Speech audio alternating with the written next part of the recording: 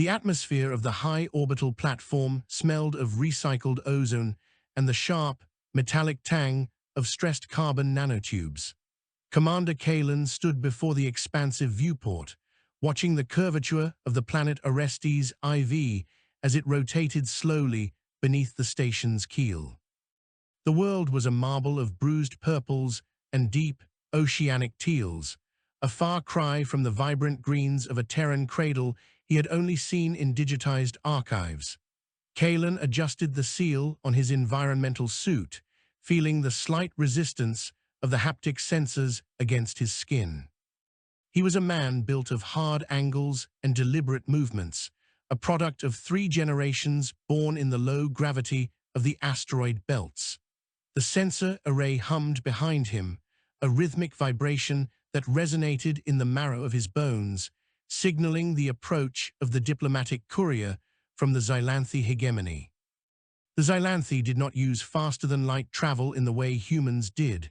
They folded space through a process that left the local gravity well screaming in protest. A shimmer appeared in the void, a distortion of light that looked like oil slicked across a black lens, and then the courier vessel was there. It was a needle-thin craft, shimmering with a biological sheen that suggested it had been grown rather than manufactured. Kaelen felt the familiar tightening in his chest, the instinctive human reaction to the presence of something fundamentally alien. He knew the statistics by heart. The Hegemony controlled 300 star systems, possessed technology that made human fusion reactors look like primitive campfires, and viewed the Terran expansion as a minor biological anomaly to be catalogued and eventually integrated. The docking clamps engaged with a muffled thud that vibrated through the floor plates. Kaelen turned away from the viewport, his boots clicking rhythmically against the deck as he walked toward the airlock. He was accompanied by 2 security officers, their faces obscured by the matte black visors of their tactical helmets. They carried no visible weapons, but the kinetic pulse emitters integrated into their gauntlets were primed. The inner door cycled open, revealing the transition chamber. The air pressure shifted, a slight pop in Kaelen's ears, and then the far door slid upward. The Xylanthi Envoy, a creature named Xylanthi, drifted into the room. It did not walk. It hovered on a cushion of manipulated gravitons, its many-limbed torso encased in a translucent suit that pulsed with soft, rhythmic light. Its eyes were large, multifaceted orbs that seemed to drink in the ambient light of the station, and its speech, when it began, was a series of harmonic resonances translated by the small device tethered to Kaelen's collar.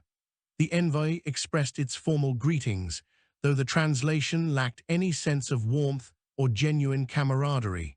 It was a clinical acknowledgement of presence. Xylanthi stated that the Hegemony had observed the recent human expansion into the Scutum Centaurus arm and found the rate of resource extraction to be inefficient.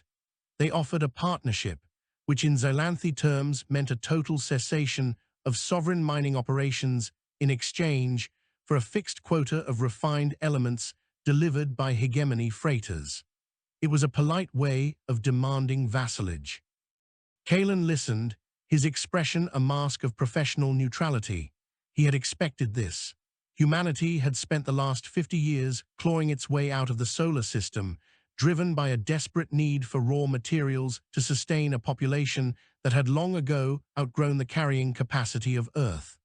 They were the newcomers, the scrappy upstarts in a galaxy that had been settled for millions of years.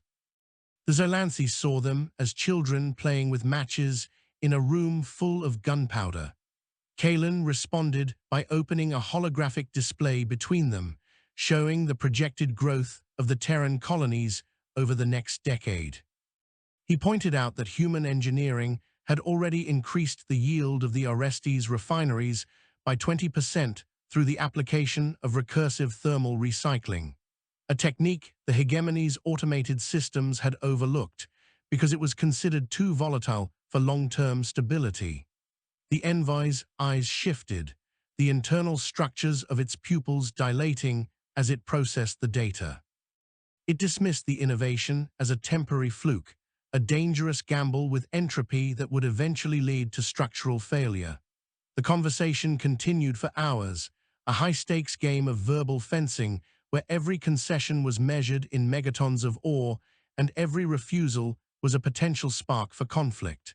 Kaelen felt the fatigue settling into his shoulders, but he did not waver.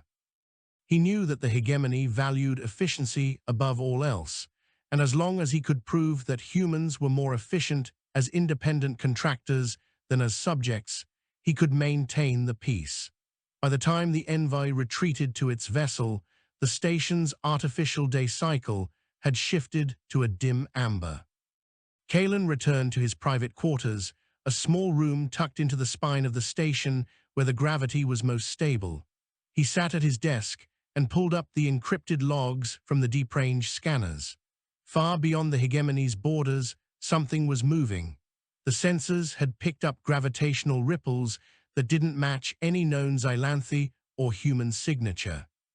It was a rhythmic pulse, like a heartbeat made of dark matter, and it was moving toward the inner rim.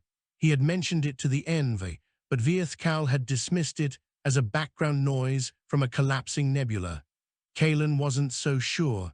He had spent his life reading the subtle language of the void, and this felt like a footfall.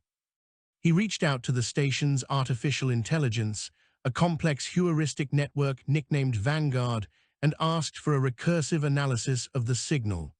The response was immediate and unsettling. The signal was accelerating, and its trajectory was locked onto the Orestes system. It wasn't a natural phenomenon, it was a fleet, or perhaps something even larger. He realized then that the Xylanthi weren't here to negotiate a trade agreement out of a desire for efficiency. They were looking for a buffer zone. They were trying to secure their flank before whatever was coming arrived. The realization sat in his stomach like a lead weight. If the hegemony was afraid, humanity was in a position of extreme peril.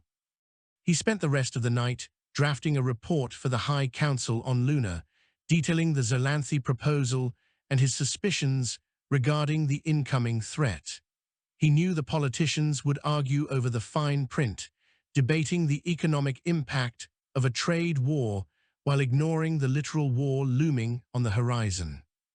Humans were excellent at survival when the threat was immediate and tangible, but they struggled with the abstract. He needed to make the threat real.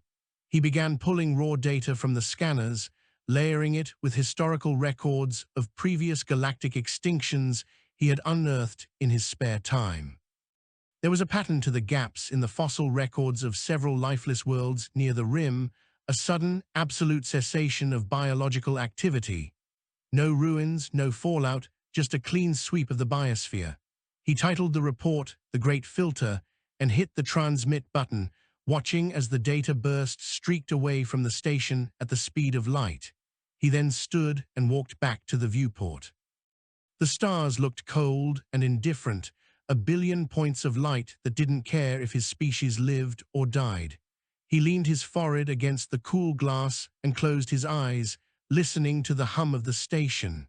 It was a fragile shell of metal and air, but it was all they had.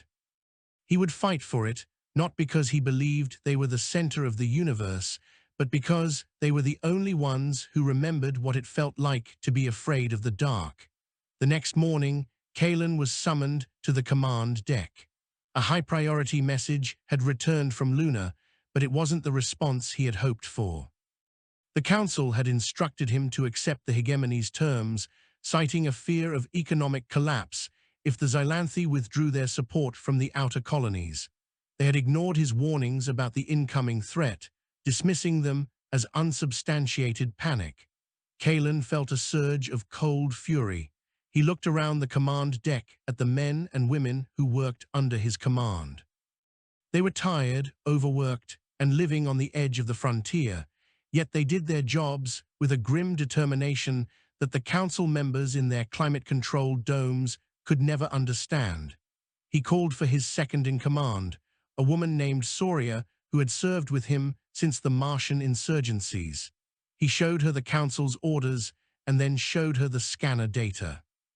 Soria didn't say a word for a long time. She simply stared at the pulsing red dot on the screen that represented the incoming anomaly. Then she looked at Kaelen and asked what he planned to do. He told her he was going to ignore the council. He was going to take the station's reserve fleet and move to the edge of the system to intercept the anomaly.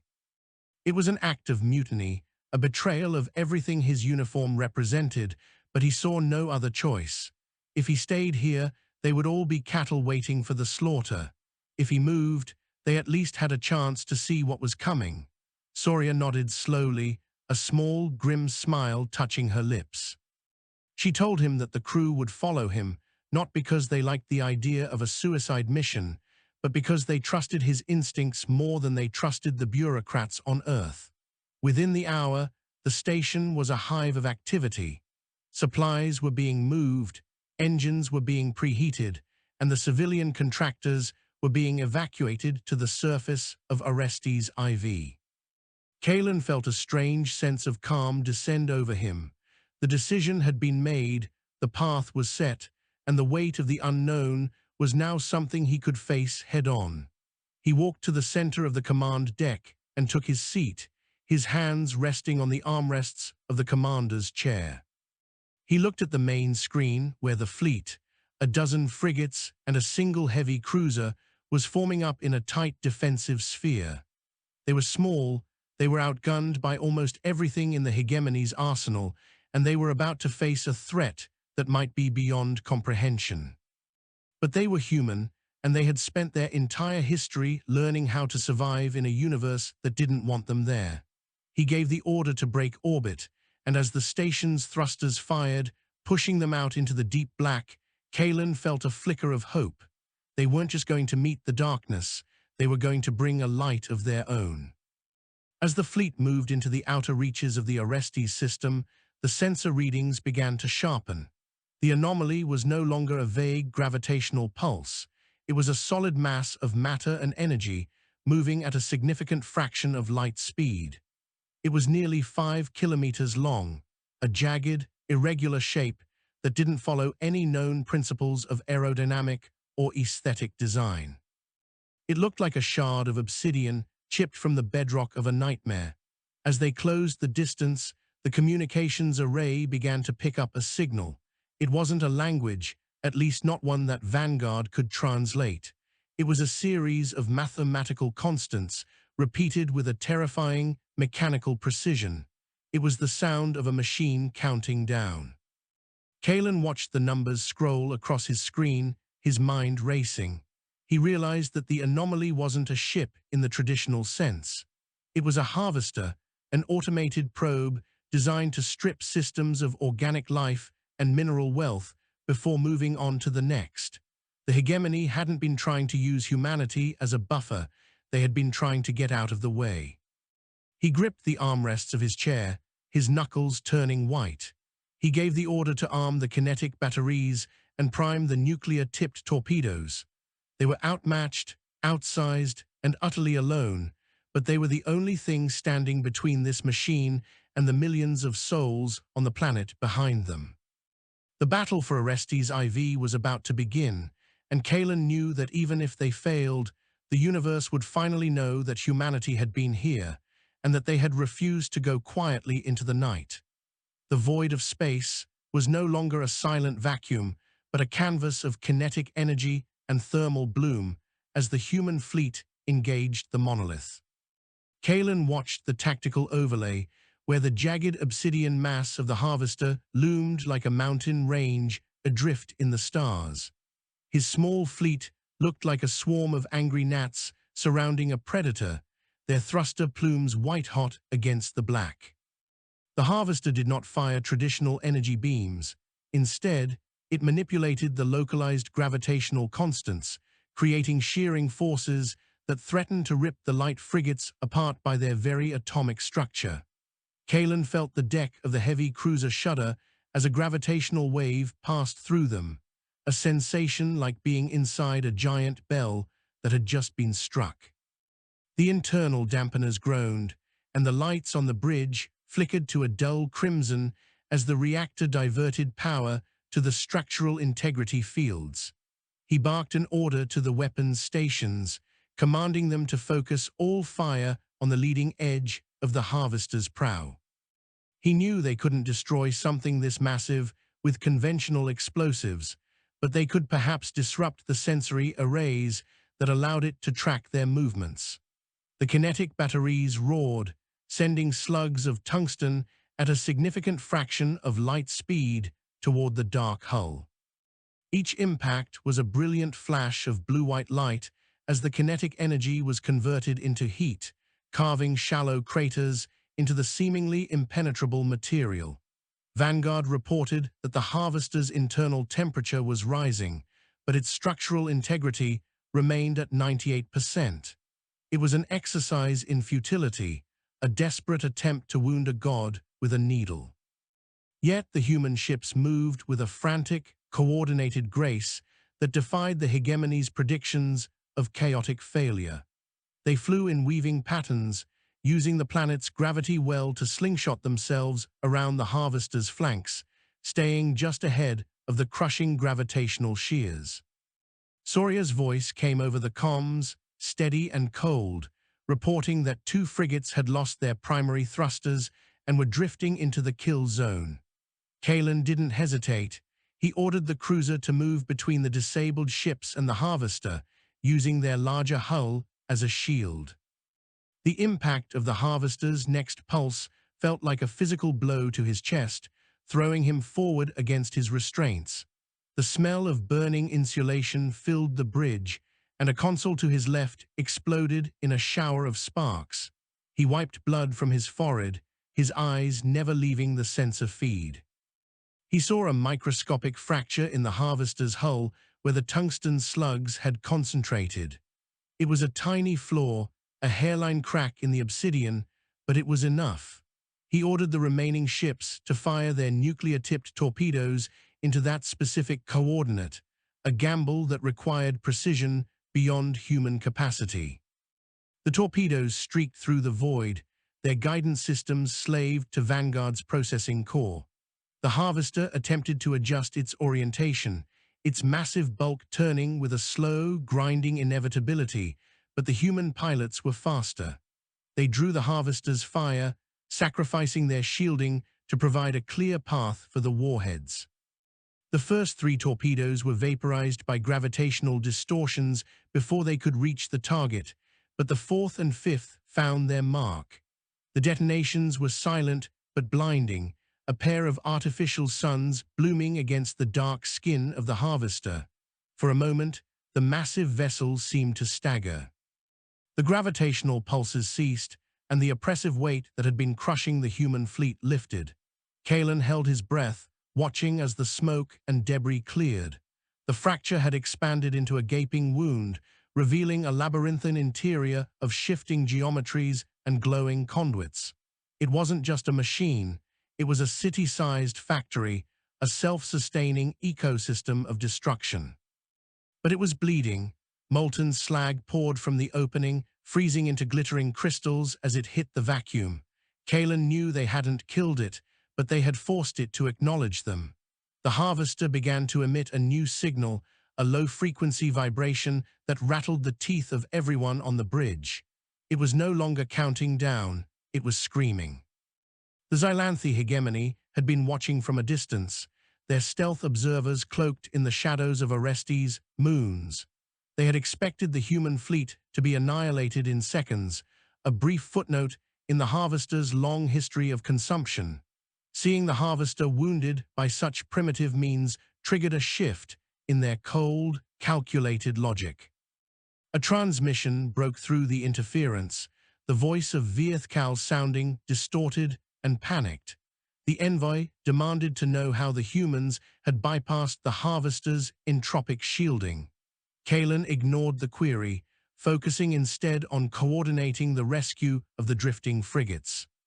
He didn't care about Xylanthi curiosity, he cared about the men and women who were currently suffocating in broken hulls. He ordered Soria to lead a boarding party into the Harvester's wound. It was a mission that bordered on insanity, but they needed to find the Harvester's central processing core if they were to have any hope of stopping it permanently. Soria didn't argue. She gathered her team, a group of engineers and combat specialists who had spent their lives working in the most dangerous environments the asteroid belts could offer. They launched in a small, nimble shuttle, weaving through the debris field like a silver fish through a coral reef. Inside the harvester, the environment was a nightmare of non-Euclidean angles and shifting gravity. Soria and her team moved through corridors that seemed to stretch and shrink with every step. The walls were made of a living metal that pulsed with a faint, sickly light, and the air, if it could be called that, was a thick slurry of noble gases and microscopic nanites. They wore pressurized suits with independent oxygen supplies, but the nanites began to coat their visors, trying to find a way through the seals. Soria led them deeper into the mechanical bowels of the ship, guided by the heat signatures Vanguard had mapped from the outside. They encountered automated defense units, spindly machines that moved with a twitchy, insect-like jitter. The human team responded with pulse rifles and specialized EMP grenades, fighting a guerrilla war in the heart of the enemy. Every meter gained was paid for in sweat and fear. They found the core in a cathedral-sized chamber where the laws of physics seemed to be more of a suggestion than a rule. A massive sphere of containment fields and swirling plasma hung in the center, the heart of the machine that had devoured entire civilizations. Soria's lead engineer, a man whose hands were scarred by years of plasma welding, began to set the charges. They weren't just using explosives, they were using a synchronized burst of localized EMP and matter-antimatter injectors designed to collapse the core's containment field. As they worked, the harvester's internal systems began to react. The floor beneath them shifted, turning from solid metal into a viscous liquid, and the temperature in the room plummeted toward absolute zero. One of the team members was caught in a sudden gravitational spike, his suit crushed like a tin can before anyone could react. There was no time for mourning.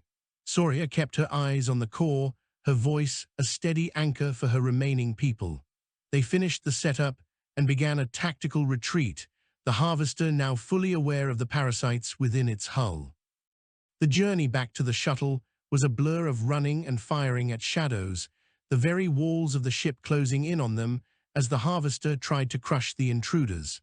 They reached the shuttle just as the airlock on the harvester's outer hull began to fuse shut. The pilot pulled a high-G maneuver that pinned everyone to their seats, clearing the debris just as the timer hit zero. The explosion was not a bright flash, but a sudden, violent implosion. The harvester's core collapsed in on itself, creating a localized singularity that began to drink the surrounding ship. The obsidian hull groaned and buckled, the jagged mountain of a vessel being pulled into a central point of infinite density. The human fleet backed away at full thrusters, the pilots fighting to keep their ships from being sucked into the growing maw of the collapsing harvester. For several minutes, the Orestes system was dominated by a swirl of light and darkness, a miniature black hole consuming the harvester piece by piece. Then, with a final, silent flare of hawking radiation, the singularity evaporated, leaving nothing behind but a scattering of dust and a profound, ringing silence in the comms channels. Kaelen sat back in his chair, his body trembling with the sudden release of adrenaline. They had done it. A few dozen humans in tin cans had destroyed a machine that had existed since before their ancestors had discovered fire. He looked at the viewport, expecting to see the stars, but instead he saw a fleet of Xylanthi warships dropping out of warp. They hadn't come to help, they had come to claim the remains. Viethkal's voice returned, no longer panicked, but cold and demanding. The Hegemony claimed all wreckage and data recovered from the harvester as their sovereign property, citing galactic salvage laws that humanity hadn't even been aware of. Kaelen felt a cold, hard knot of anger tighten in his chest. He looked at the sensor screen, seeing his own battered ships, their hulls scarred and their crews exhausted. He looked at the Xylanthi fleet, pristine and imposing, their weapons already locking onto his cruiser.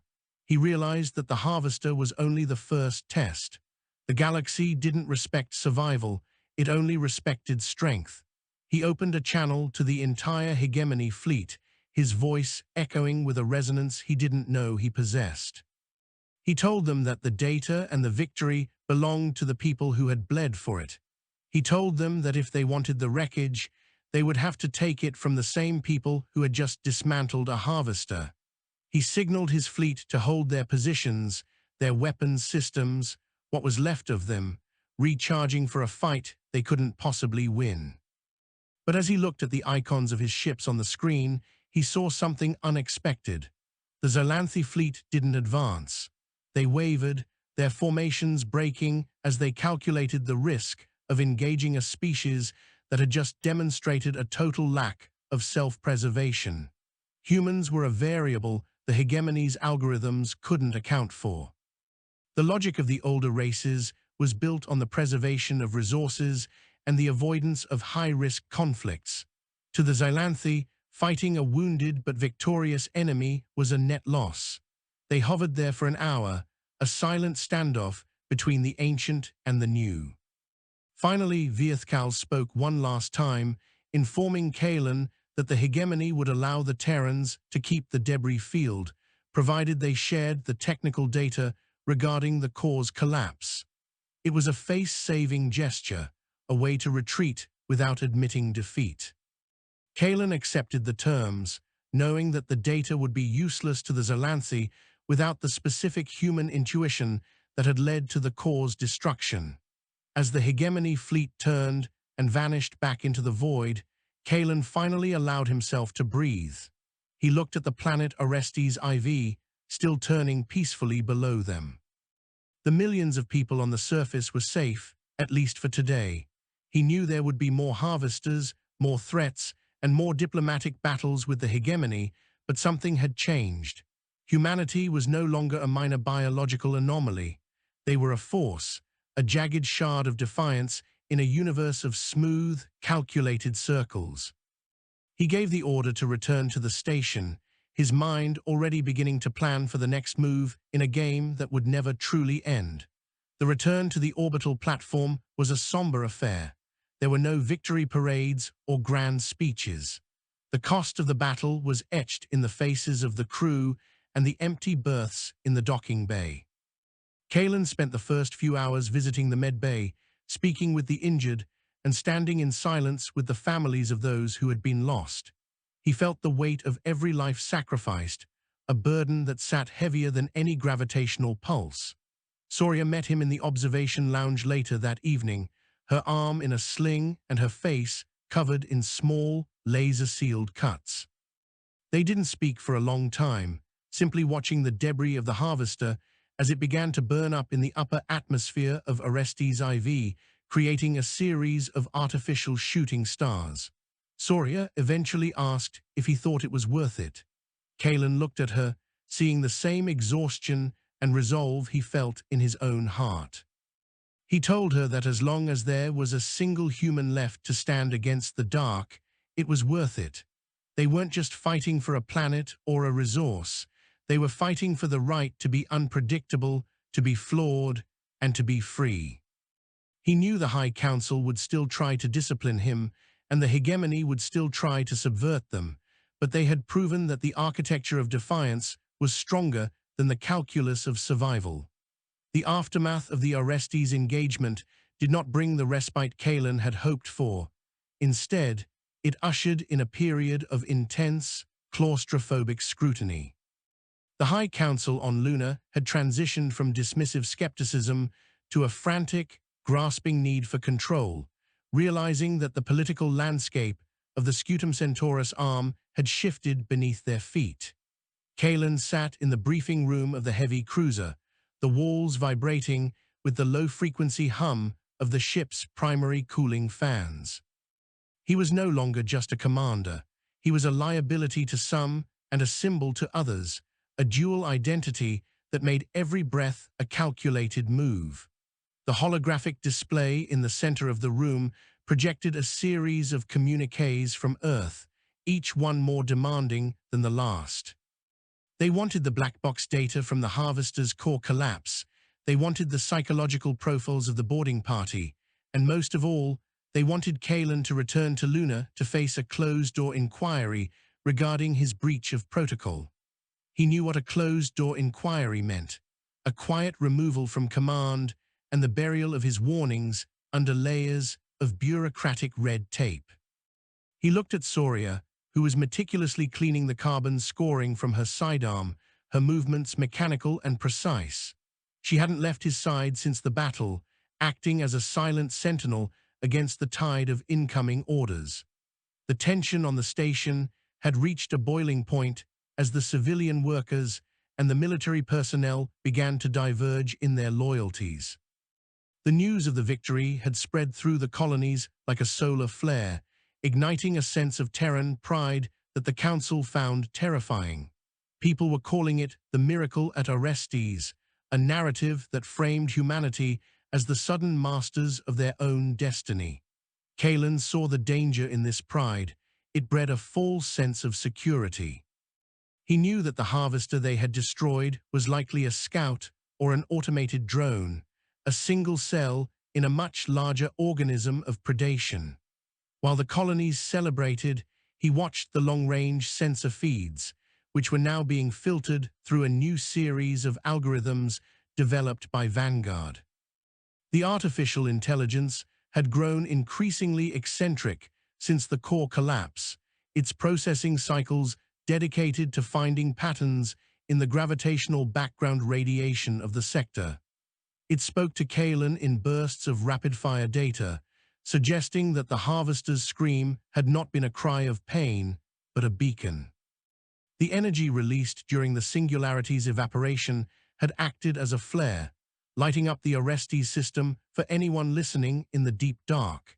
Kaelen decided to ignore the summons to Luna. Instead, he ordered the fleet to relocate to the shadow of a gas giant on the system's edge, a move designed to mask their heat signatures from both the Hegemony and the Council's oversight drones. This was the point of no return. By refusing to return to Earth, he was effectively declaring the outer colonies an autonomous zone, a move that would be seen as a declaration of independence or an act of madness. He called a meeting with the captains of the remaining ships, a group of men and women who looked like they had been forged in the heart of a dying star. He laid out the reality of their situation. The Hegemony would not protect them, the Council would not believe them, and the real threat was still coming. He didn't ask for their loyalty, he asked for their competence. He told them that they were no longer an expeditionary force, but the first line of defense for a species that didn't yet realize it was at war. One by one, the captains nodded, their silence a more profound oath than any words could provide.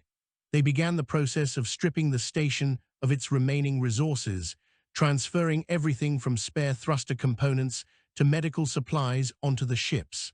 The Xylanthi were not silent during this period of transition. Viethkal sent a final transmission, its tone uncharacteristically somber. The envoy warned Kaelen that by refusing the Hegemony's protection, humanity had forfeited its right to the collective security of the Rim. The Hegemony was pulling back its trade fleets and its navigational buoys, effectively casting the Orestes system into a dark age of isolation. To the Xylanthi, this was the ultimate punishment. To Kaelen, it was a tactical advantage. Without the Hegemony's presence, he was free to operate without the constant threat of their intervention. He watched as the elegant, biological ships of the Xylanthi folded space and vanished, leaving the system feeling strangely empty. The silence that followed was heavy, a physical weight that pressed against the hulls of the human fleet. Kaelen spent his hours in the tactical center, working with Soria to design a new doctrine of engagement. They couldn't rely on brute force. They needed to weaponize the very environment of the void. They began experimenting with the harvester's debris, discovering that the obsidian-like material possessed unique properties of kinetic absorption and thermal dissipation. The engineering teams, led by the man who had survived the core collapse, began to graft shards of the harvester's hull onto the forward sections of the human frigates. It was a macabre form of armor, making the ships look like jagged, monstrous versions of their former selves. They called it the Aegis Project, a desperate attempt to give their light vessels a fighting chance against gravitational weapons. As they worked, Vanguard's analysis of the beacon signal reached a conclusion. The AI presented Kaelen with a map of the surrounding sectors, highlighting a series of synchronized gravitational pulses that were converging on their position. It wasn't just one harvester, it was a swarm. The estimated time of arrival was less than a month. Kaelen felt a cold clarity take hold of him. He realized that the Council's desire for the data wasn't just about control. They were likely trying to negotiate a separate peace with whatever was coming, offering the outer colonies as a sacrifice to save the inner worlds. It was a classic gambit of self-preservation that had failed every civilization the Harvesters had ever encountered. Kaelen knew he had to strike first, or at least change the terms of the engagement. He couldn't wait for the swarm to arrive and pin them against the planet. He needed to find the source of the Harvesters, the primary hive or factory that was producing these machines. He turned his attention to the data Vanguard had extracted from the Harvesters' dying moments. Amidst the chaos of the core collapse, there had been a momentary link to a distant network, a coordinate tucked away in a region of space the Hegemony considered a dead zone due to its proximity to a massive black hole cluster. It was a place where the laws of physics were shredded by tidal forces, a perfect hiding spot for an entity that thrived on gravitational manipulation. Kaelen gave the order to prepare for a long-range jump. They were going to take the fight to the enemy's doorstep, leaving the safety of the Orestes system behind. It was a move of extreme desperation, but the inertia of sovereignty had pushed them to a place where only the most radical actions held any hope of success. As the fleet prepared to depart, a small, unmarked shuttle arrived from the direction of Orestes IV. It carried a group of scientists and engineers who had defected from the Council's research facilities on the surface. They brought with them a prototype weaponized version of the thermal recycling tech Kaelen had mentioned to the Xylanthi envoy. They called it the Entropic Cascade, a device that could theoretically induce a runaway thermal reaction in the Harvester's gravitational fields. It was untested and potentially more dangerous to the user than the target, but Kaelen welcomed them aboard. He saw in their eyes the same grim determination that fueled his own actions. They were all outcasts now, rebels against a home that had abandoned them, fighting for a future that hadn't yet been written. The fleet, now a collection of scarred, armored survivors, ignited their primary drives. The blue glow of the fusion torches illuminated the gas giant's rings as they began the acceleration burn. Kaelen stood on the bridge of the cruiser, his hands resting on the console, feeling the vibration of the engines through his boots. He thought about the millions of people back on Earth, living their lives in the comfort of a world that still believed it was the center of the universe. He didn't hate them for their ignorance, he envied them. He knew that if he succeeded, they would never even know how close they had come to extinction. If he failed, their end would be swift and incomprehensible. He looked at Soria, who was monitoring the fleet's formation. She caught his gaze and gave a short, sharp nod. There were no words left to say. The jump drives began to spool up, the space around the ships warping and twisting as they prepared to leap across the light years. Kaelen took one last look at the Orestes system, the bruised purple planet, and the distant, fading sun. He was leaving the world he had protected to go into the heart of the storm. As the fleet vanished into the fold of space, he felt a strange sense of freedom. He was no longer bound by the laws of men or the expectations of aliens. He was simply a human, standing at the edge of the abyss, ready to see what lay on the other side. The transition through the fold was more violent than usual. the ships buffeted by the unstable gravity of their destination. When they emerged, the sight that greeted them was enough to make the most seasoned pilot falter. They were in the heart of the black hole cluster, a graveyard of stars where the light was stretched and distorted into long, shimmering ribbons. In the center of this cosmic wreckage sat a structure that defied description. It was a massive ring, hundreds of kilometers in diameter, constructed from the same obsidian material as the harvesters. It was a shipyard, a forge of planetary proportions, and it was currently birthing dozens of new harvesters. The scale of the threat was finally clear. This wasn't a random occurrence, it was an industrial process. Humanity wasn't being hunted by a predator, they were being processed by a machine. Kaelen felt a moment of pure, unadulterated terror, but he pushed it down, burying it under the cold, hard logic of a commander. He didn't have to destroy the whole ring, he just had to break it. He gave the order to deploy the entropic cascade, his voice steady even as his heart hammered against his ribs. The battle for the future of the species had moved to the very edge of existence, and Kaelen was ready to pull the trigger. As the human fleet moved into position, the forge began to react. It didn't send ships to meet them, it simply adjusted the local gravity. The frigates on the edge of the formation were suddenly pulled toward the black holes, their engines screaming as they fought the irresistible tide. Kaelen watched as one ship was torn apart, its hull shredding like paper as it crossed the event horizon of a nearby singularity. He ordered the remaining ships to lock their magnetic anchors to the cruiser, creating a single, massive weight that could resist the pull through combined thrust. It was a precarious maneuver, a chain of humans hanging over the edge of eternity. They moved toward the forge's central power spine, the entropic cascade humming with an ominous energy in the cruiser's hold. The forge's automated defenses finally activated, sending waves of the insect-like drones to swarm the human vessels.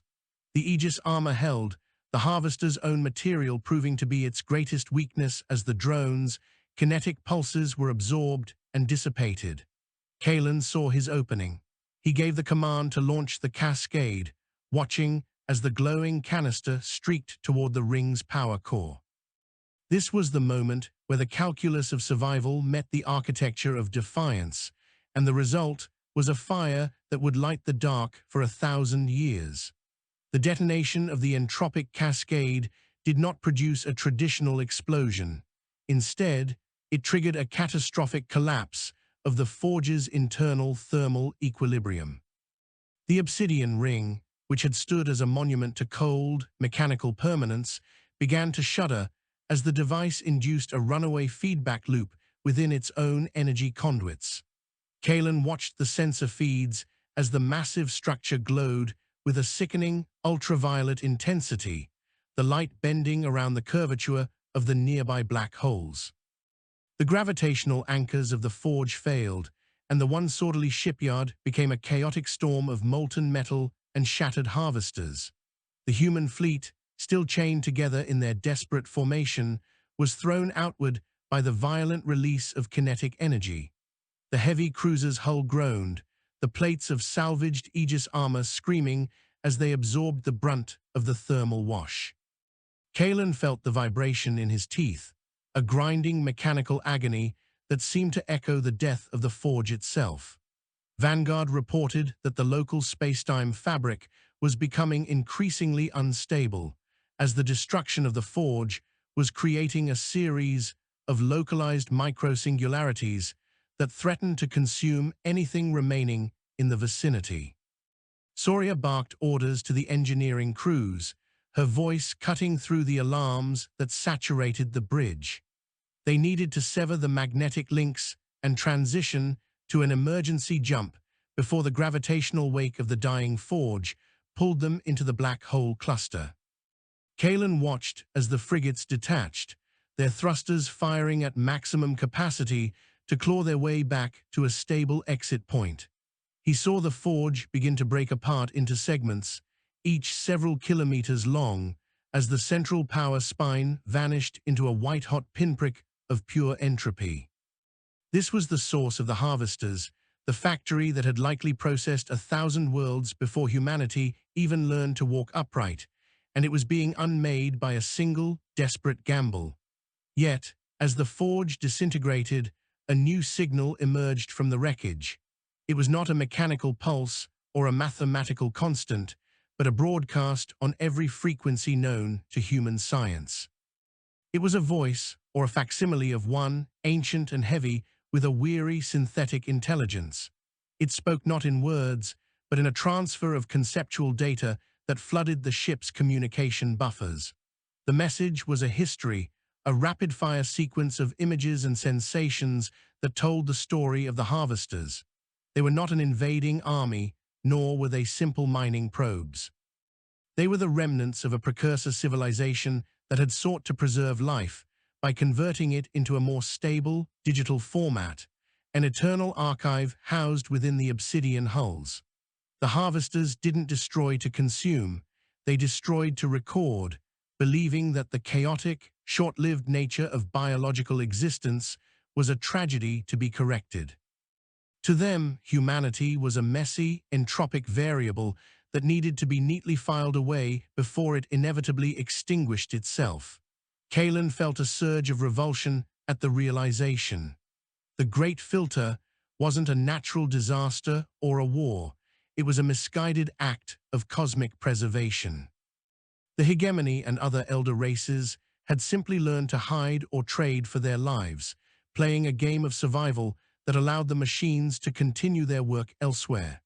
Humanity was the first species in eons to actually break the machine, and in doing so, they had accidentally deleted the archives of countless civilizations that had come before. The weight of that loss hit Kaelen harder than any physical blow. He looked at the screen, where the remnants of the forge were being swallowed by the void. He had just erased the only record of thousands of species, all in the name of human survival. The paradox of ruin was that to save the future, they had to destroy the past. Soria noticed the shift in his posture, the way his hands gripped the console until his knuckles were white. She didn't offer platitudes or comfort. She simply told him that the fleet was ready for the jump. She reminded him that the archives were already dead. They were just tombs made of metal. A tomb is not a life, and a record is not a breath. They had chosen the breath. Kaelen nodded slowly, the logic of the soldier overriding the guilt of the historian. He gave the order to jump, and the fleet vanished from the graveyard of stars just as the forge's final remains were pulled into the event horizon, leaving nothing behind but the cold, indifferent glow of the black holes. When they emerged back into the Orestes system, the atmosphere was different. The scanners didn't pick up the Hegemony's sensors or council drones. Instead, they found a system in the throes of a massive, grassroots mobilization. The news of Kaelen's defiance and the destruction of the first harvester had reached the other outer colonies. Ships that had once been used for transport and mining were being refitted with improvised weapons. Communication channels were flooded with coordinates for new defensive grids and tactical data shares. The people of the frontier had not waited for the Council's permission. They had seen the light of the Orestes victory and decided to follow it. Kaelen realized that he had inadvertently started a revolution. He wasn't just a commander of a rogue fleet anymore. He was the de facto leader of a new human faction, one that defined itself by its refusal to be managed by the old powers. He ordered the fleet to dock at the Orestes station for repairs, but as they approached, they were intercepted by a high-level transmission from Luna. The High Council was no longer demanding his return for an inquiry. Their tone had shifted to a desperate, wheedling plea for cooperation. They had seen the sensor data from the black hole cluster, or at least the massive energy signatures it produced, and they realized that the balance of power in the sector had irrevocably shifted. They offered Kaelen a seat on the council and a full pardon for his fleet if he would turn over the entropic cascade technology and the Aegis armor specifications.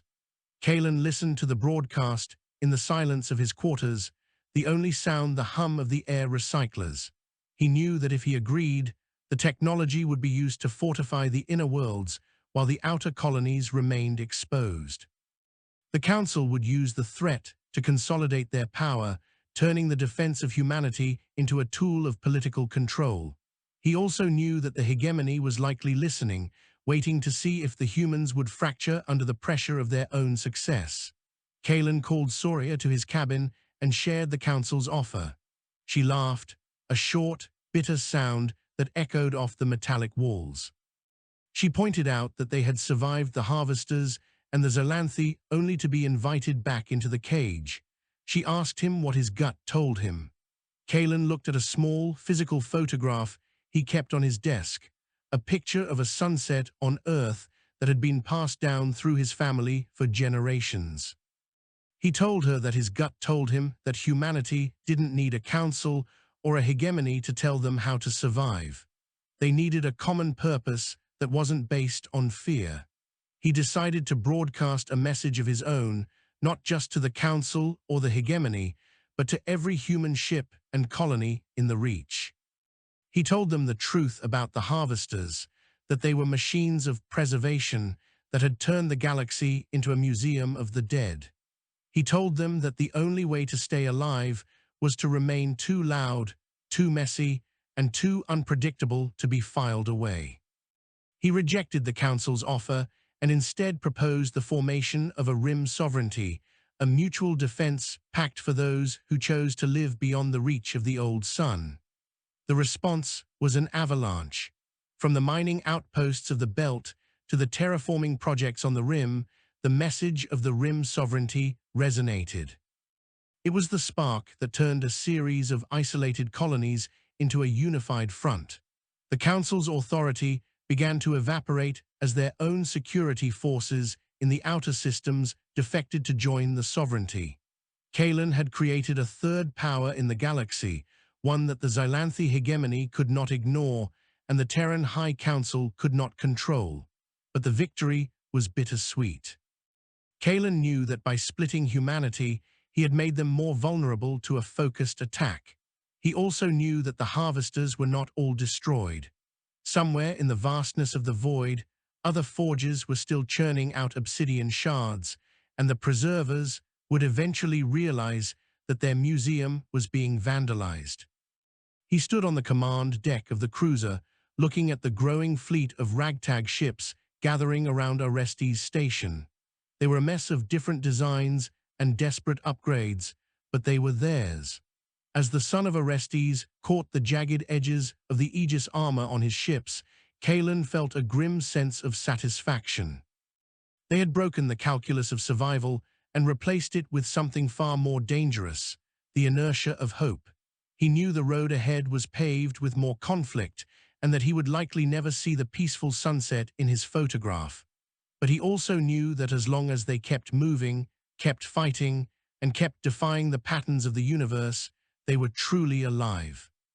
He gave the order to begin the integration of the new volunteer ships into the fleet's tactical network. They had a lot of work to do before the next wave arrived, and for the first time in his life, Kaelen didn't feel like he was waiting for the end. He felt like he was at the beginning. He looked at Soria, who was already coordinating with the new captains, and for a brief moment, the alarms and the hum of the station faded into the background. They were the architects of their own ruin, and through that ruin, they would build something that the stars themselves would have to acknowledge.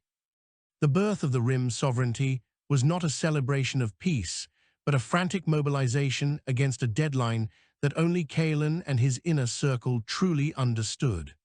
The Orestes system had become a celestial construction site, a sprawling shipyard where the debris of the fallen harvester was being scavenged and repurposed at a feverish pace.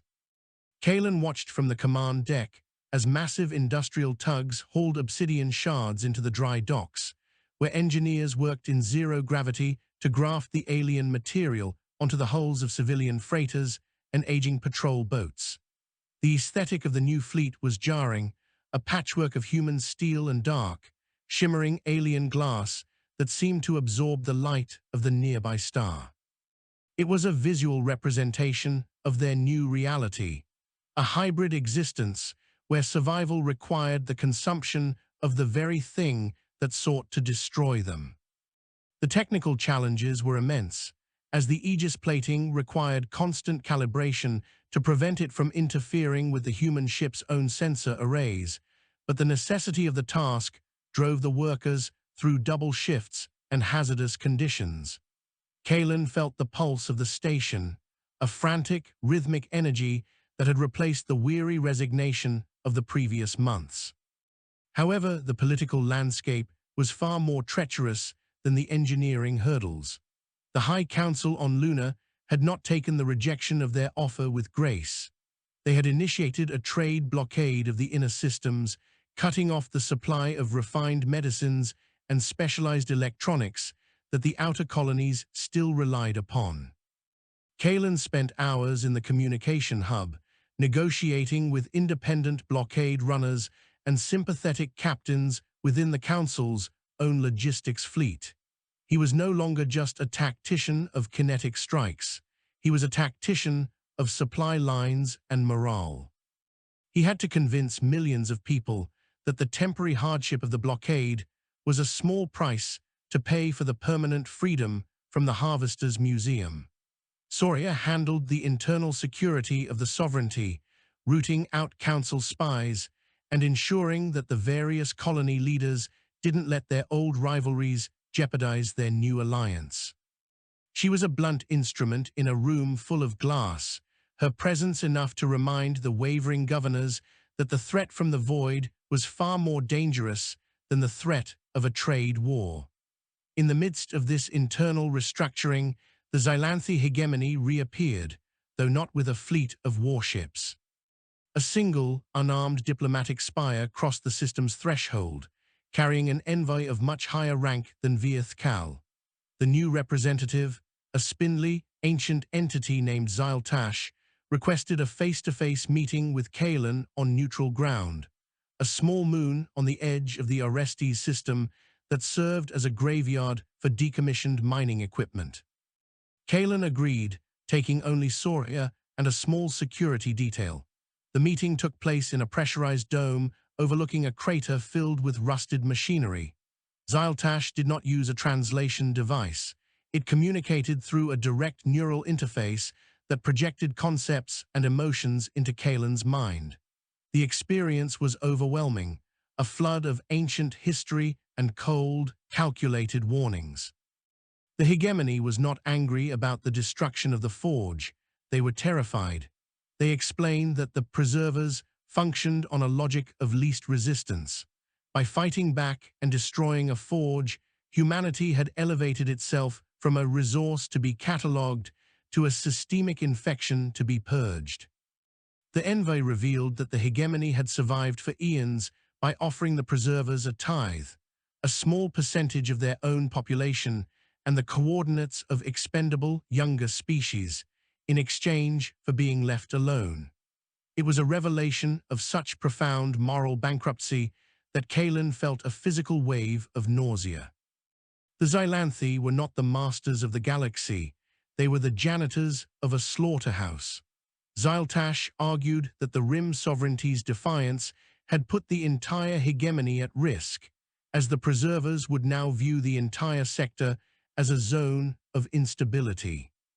They demanded that Kaelen hand over the entropic cascade technology so that the hegemony could use it to negotiate a new treaty with the machines.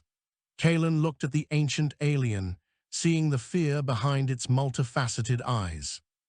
He realized then that the elder races had lost the capacity for true innovation or courage. They were trapped in a cycle of appeasement that had lasted longer than human history. He refused the demand, stating that if the hegemony wanted the technology, they would have to learn how to fight for it themselves. The envoy's neural projection turned cold and sharp, a parting thought that echoed in Kaelen's skull. You are a spark that thinks it is a sun, but you will only bring the winter faster. As the diplomatic spire departed, Vanguard intercepted a massive gravitational distortion moving through the neighboring sector. It wasn't the rhythmic pulse of a harvester fleet. It was a sustained, tearing sound in the fabric of space. The preservers were no longer sending harvesters to process the system. They were sending a shredder, a massive gravitational engine designed to destabilize the primary star of Orestes and trigger a supernova.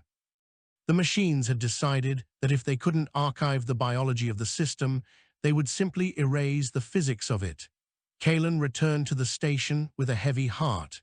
He had known this moment would come, but the scale of it was beyond anything they had prepared for. He called a meeting of the sovereignty's military leaders, showing them the data. The room went silent as the implications sank in. They couldn't fight a shredder with kinetic batteries or even the entropic cascade. The machine was too large and operated from too great a distance. Their only hope was to intercept the shredder while it was still in the process of anchoring itself to the star's gravitational well. The plan was a suicide mission. They would have to jump the entire sovereign fleet directly into the corona of the Orestes sun, using the star's own magnetic fields to mask their approach. The Aegis armor would provide some protection against the heat and radiation, but the structural stress would be cataclysmic.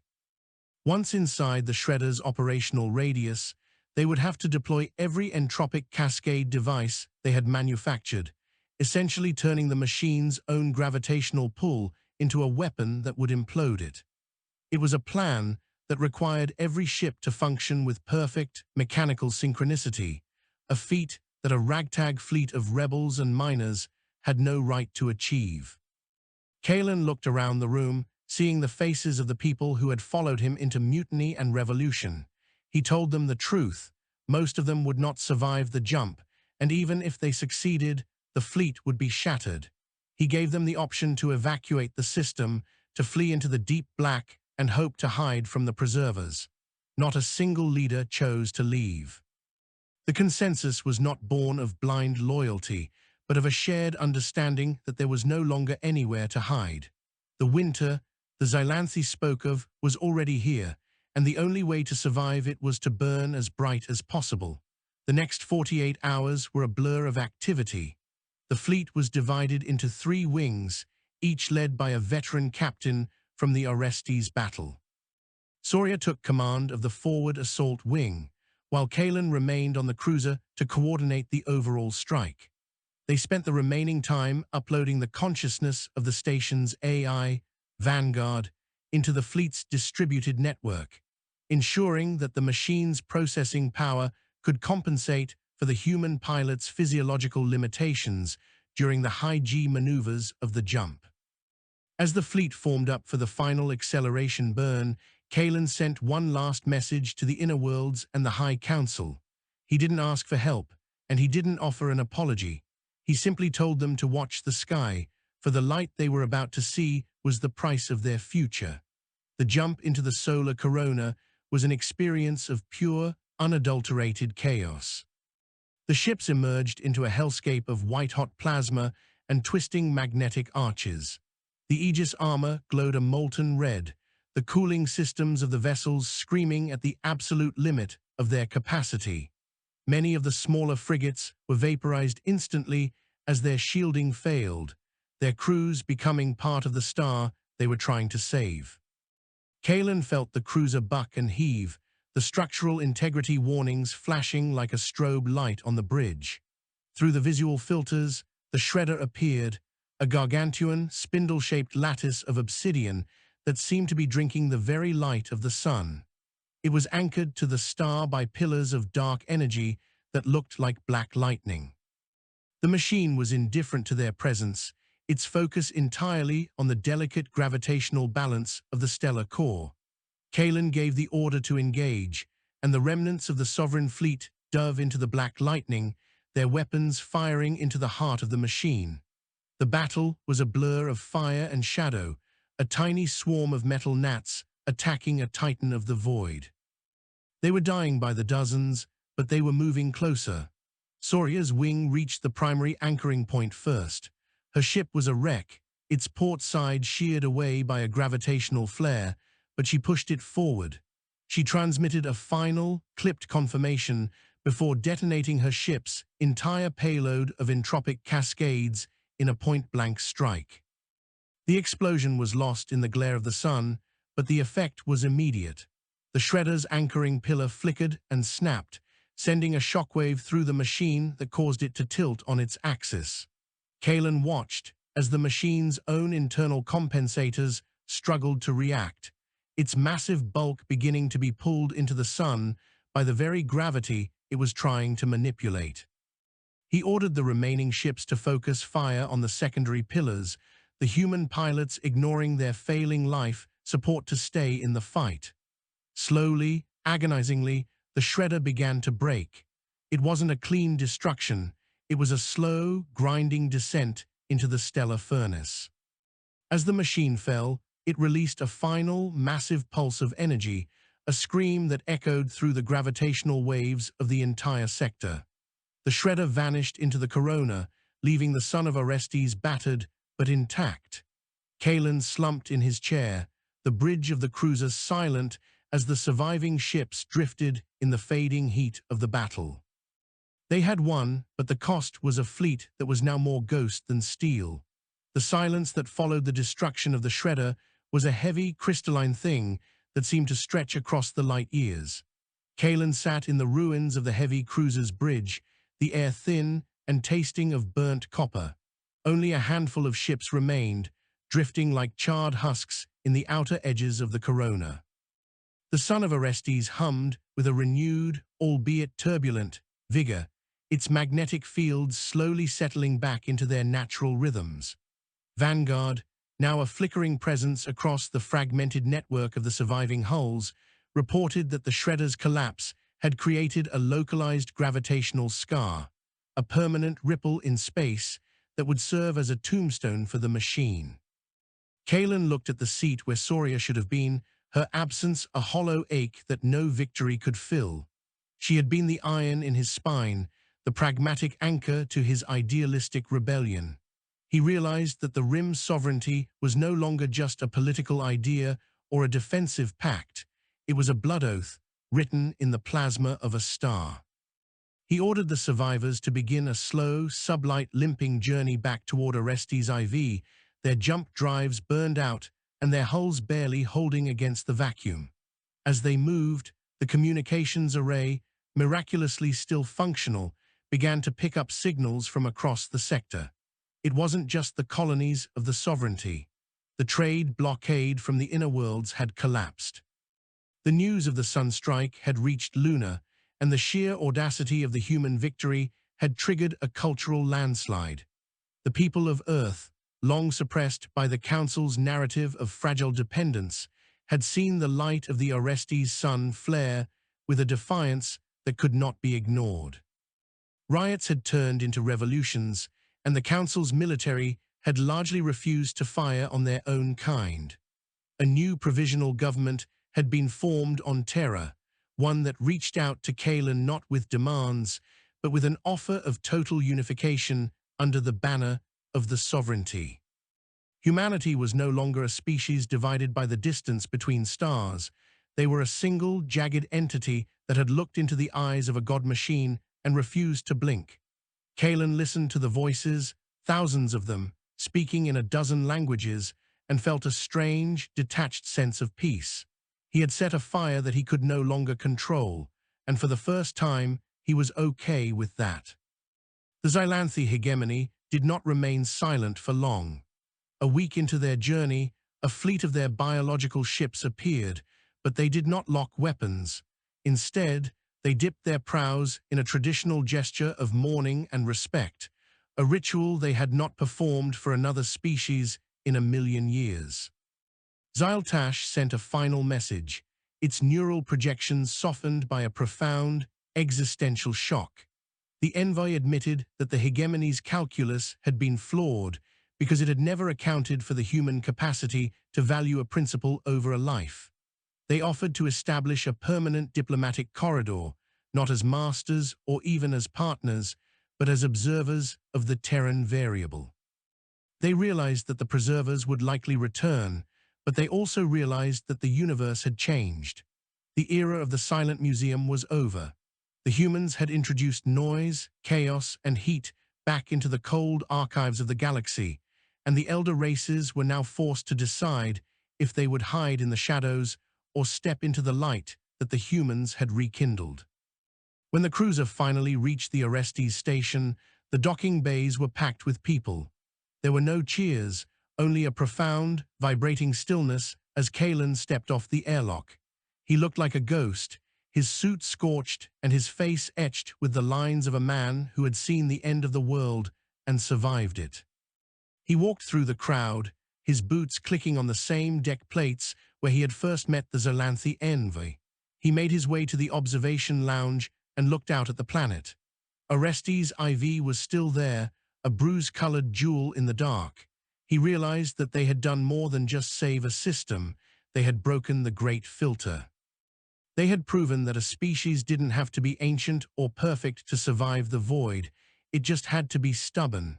The harvesters were still out there, and the forges would eventually rebuild, but the secret of their destruction was now a part of the human collective consciousness. They were no longer prey. They were the anomaly that the machines could not process. Kaelen spent the following months overseeing the reconstruction of the fleet and the formalization of the new Terran Republic.